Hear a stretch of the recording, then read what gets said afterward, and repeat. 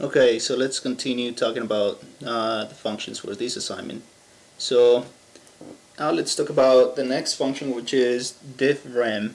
So this is going to be a void function. It's not going to return anything, and the name is divRem, and it's gonna take 4 arguments, and I'm going to abbreviate them here. So the first one is the numerator, num.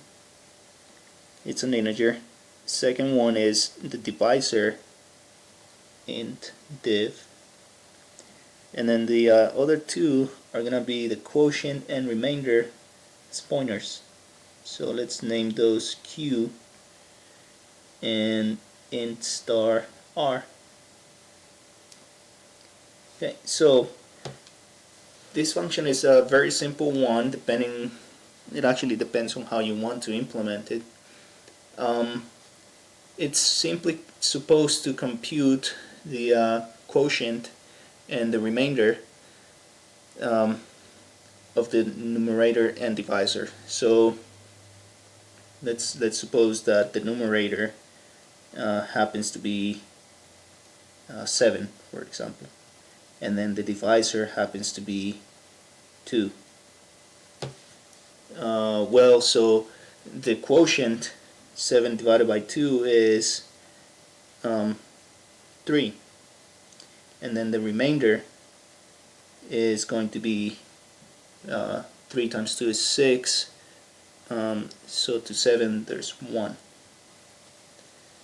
Now notice that this function does not return anything because we made it a void. So how does this work? Well, you cannot return 2 things at the same time unless you do some convoluted array stuff.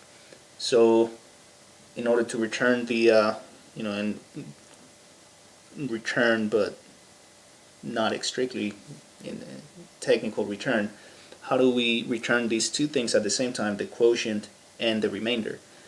Well, we're gonna use the same concept as P1, where we didn't return the area of a figure as the return value of the function. We returned it through a pointer, and that's what we're doing here. We have a pointer to a quotient and a pointer to a remainder, and through those pointers we have to store the quotient that we calculated and the remainder that we calculated, and that way we're kind of returning 2 things at once.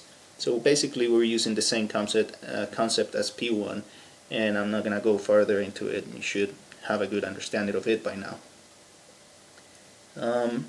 Now this function, you can either implement it using the divide and modulo operators in C, or even better, if you want a challenge, try to implement division using loops, subtraction, and addition, because when we get to LC3 programming, you'll see that we need to implement division using only basic operations, because the LC3 processor does not have a division operation.